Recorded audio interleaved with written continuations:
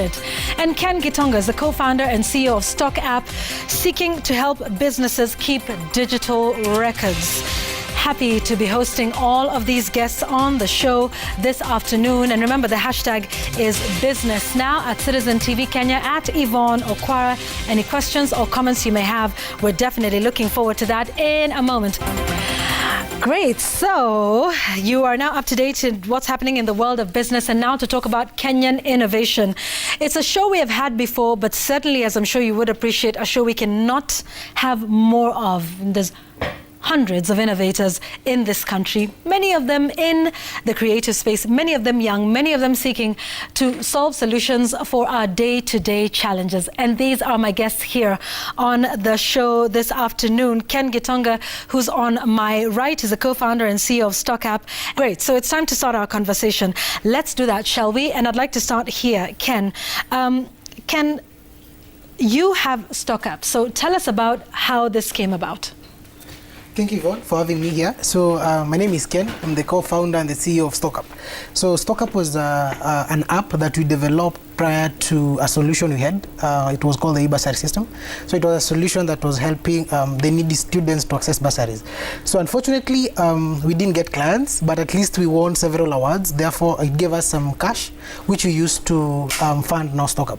So StockApp was as a result of my uncle back in Gilgil. I'm from Gilgil. And then he wasn't able to know how business is every time he's away. So he wanted us to come up with a solution that will help him manage everything. Yeah? So with that, we had to look for a way to come up with a solution that will help him. So there are so many point of sales out there.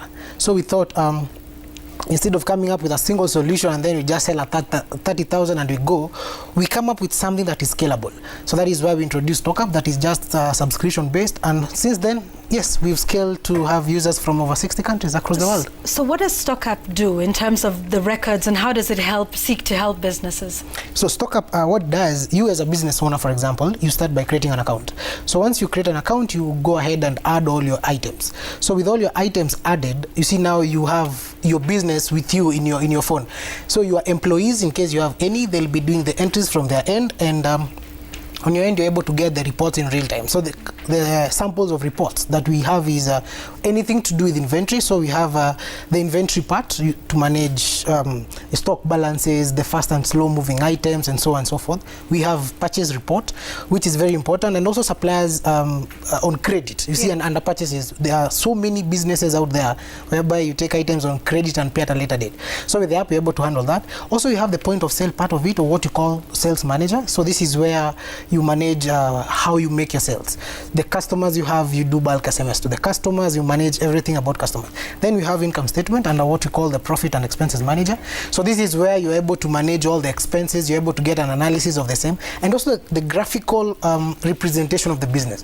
We decided to venture so much on data analysis. Yeah. So the app is able to show you not only you made a profit of 10,000, but shows you that for the last 1 year, for example, so January the business is always lowest. Maybe you're dealing with goods maybe that are exactly. Then at a particular month, the business is always highest, and so on and so forth. And also the most profitable items, because we want these business owners to know exactly what to stock in their business, and also to be exactly sure what they are doing. So you're able to get all that report, and also cash flow. It's good I mentioned. You're able to see how money is moving in and out of your business, because that's very important. Yeah, it is. And we have talked about particularly for the SMEs, keeping records of your business. That is so important. That enables you then to take those records to a lender institution and say, this is how our business is doing, and tracking inventory is also important. So which products do you have, which ones sell the most, which ones don't, and so you can start to make some smart decisions around that. How's your uncle doing now? Unfortunately, he closed the business. Because of so many other factors. But at least you see, it gave us a platform that we are now able to scale, and since then we've never looked back. Right. And that's what innovation is all about, solving solutions. I like that it started from there. So if I add to whatever Dr. said, it's true. I remember when we were launching StockApp, it was, I think it had only 4 features. So it was about inventory, sales, and how you restock, and that's it. So see, at that time, when you take it to the customer, we call it the minimum viable product. And then now the feedback, through the feedback, that is what we use now to develop the app. And I think I mentioned to you before we came online that we decided to use what we call reverse development. So we have this small thing here, we take it to customers, then from their feedback, then we refine that particular product. And like most startups, the way she mentioned, you see they spend a lot of time staying together in a boardroom somewhere, maybe with mentors and investors and everything, only for you to produce a product that actually nobody wants it, nobody uses it. So or maybe there's something similar already that's working in the market. Exactly. No, so it's very important. It's usually perfect, but doesn't meet a real need. That's it. Fair enough. Fair enough. Yeah, it might be perfect, but you know, who is it? Who's the user? Who's the user? I had that problem actually. I was a perfectionist, but luckily I've got a great team. That's why you need a team also. Okay. I've got a CTO who's just like the quintessential hacker. Okay. So they're the guys who just they shove you off and to tell you entrepreneurship is jumping off a cliff without a parachute. And you'll build the parachute on the way down. As you go. I think That break went by a lot faster than we expected, and that's because there was a great conversation still happening here. Wouldn't you have loved to be here? But we're back. This is Business Now. Remember, we've got our Made in Kenya series, which we run every week on the show. That's coming up towards the end of this live broadcast. But in the meantime, we're still talking about innovations in Kenya, where they are. I would like to get into a little bit more about understanding where the business is now. Ken, with StockApp, what's been your progress? How many downloads do you have? How many customers do you have? In which parts of the world? And you know, where do you see yourself in the medium term? Maybe 2-5 years. What do you want to do with it? Fine. Thank you. So let me start with the last part. So the whole continent, the whole African continent, we only have 4 unicorns. So unicorns, these are companies that are worth $1 billion. So we want StockApp to be the next one. So that's exactly where we are heading to, So now that last part.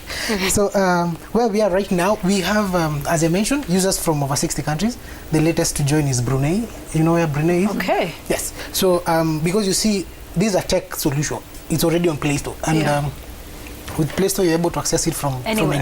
Yes. Yeah. So where we are right now, we have a rating of 4.9, I think, on Play Store. Yes. We have over 40,000 downloads.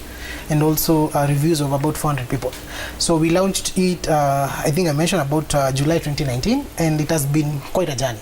So what we are trying to do, or where we see ourselves, we want to see ourselves in a position whereby, you see, from the Kenya Association of Manufacturers, they say we have 7.41 MSMEs in the country. And then out of these, 80%, that's over 5.6 million, they're informal. So there is a big gap that we feel we want to close that gap and ensure with the digital platform that we have, now banks, it will be very easy for them to give credits to their members, because through APIs, that is application programming integrations, we and the banks, for example, if we work together, they'll be able actually to get the reports of their customers in real time. They will not really struggle with the issue of hatuna vitabu, where is the receipt. So it solves the whole issue that you know, lenders of any kind, you know, who are saying we want to see your records. How's the business doing? And for many of the informal businesses, like you mentioned, struggle with record keeping. Exactly. So this would be something that would be direct between the app and the banks. Yes. So that I can't fiddle with it. Exactly. You see, and you know, pump up my sales a little bit more. Not really. You see, with what you call the API, a very good example, I'm sure we've all done this. When you try to pay for an online service, you know, at times you receive that pop-up on your phone. You see, that is an API from the business to the SDK. Exactly. So the same way, you won't be able to intervene or to change the information in between, because it will be real time. So if you visit your bank, let's say the bank is bank ABC, and then you want a credit of 10 million. So from their records, because you have that one, and of course you have to permit them, because I'm sure the lawyer will tell us about the data protection. So you'll have to allow that. I'm sure we've all seen, you try to browse and then maybe a pop-up comes, allow Facebook to accept your location stuff. So maybe that is something that we can definitely have, so that should you allow your institution, it might be bank, maybe a microfinance, or even circles, you allow them, and then they are able to pull the data, and then they can now basically try to gauge your credit worth, and then they can proceed with the loan application. Okay, that's good. Good luck to the 1 billion valuation. I'm pretty sure you will. Raf, and just hear from you your final thoughts on Ken. What were some of the major challenges, and how are you able to overcome them? I'll come to you, Rafael, as well, and you know, also some of the ones, if you're free to share, maybe other challenges that you're working through right now. Of course, nothing good lacks the challenges. So one of it was, and actually the one that we're really working on right now, when you try to look for partners, you see at the CEO seat, you just don't look at having a single customer one by one. You try to see how you can have partners who can, those that will be strategic. So you find that, especially like the financial institutions, the ones that I mentioned, they have the earlier mentality whereby, I'm sure you've seen this, they have a partnership with a tank making company, and then they tell their member to take the tanks, and then they pay slowly. Yeah? Yes. So you see, we were trying to, and actually we've been trying to do this. You approach an institution and then you tell them, no, look, with this solution, you have so many MSMEs in your database, and definitely there's a challenge.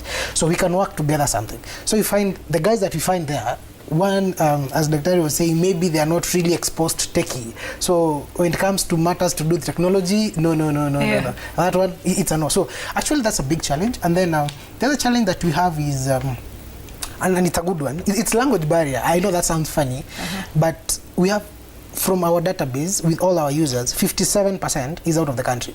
Okay. So Kenyan market accounts for 43. So you can imagine someone in, especially India and Pakistan, they top the list of downloads. So you can imagine someone from Pakistan engaging us, exactly, or Brunei, trying to use their language. Yeah. But at least we try to leverage on Google Translate. That's what we try to do. Yeah. So that's the other challenge. And then the other one is Kenyans were used to free things. This one we just have to accept. You see, the app has some trial period, and then after that one, we charge some small subscription fee. And the reason as to why we charge, we wanted to give them something premium from the beginning. Yeah. It has no advertisements. There is 24/7 customer support. So we wanted to do that one. But now you tell someone, so you pay some small fee to continue using the app. They are like, I don't pay for Facebook. I don't pay for YouTube. Why should I pay you guys? You see, right. So it's really a challenge, but it's something that we are constantly updating, and also we are trying to have different ways to work around that one. Or lately, I think he mentioned about the referral thing. Yeah. We also have something like that one in our app. Yes, so right now, if I mentioned that one, yeah. So in case you don't want to pay, we actually just charge 500 shillings a month. Yeah. So if you feel 500 is too much for you, for your business. If I refer somebody. Yes, and they pay now. And they pay. Yes, then you get a bonus of about 7 days, equivalent of 7 days. Okay. So you refer 50 people, you use there for 1 year for free. Nice. Okay, yeah. You get the maths. Yes. Yeah, I did the quick math and I'm like, oh, that sounds really good. Yes. So you have 30 seconds and then I wanted to finish off with the final words. Go for it. Okay. So I'll agree with her. I remember when we were doing StockApp that time, me and my partner, is called Peter, we were trying to, you see, this is a problem you're trying to solve. Then you check on Play Store. I remember Peter was always very busy checking on Play Store, and then you have over 100 apps doing the same thing. So I think it's very important to try and basically come up with something that these others are not offering, and then you bring it on board.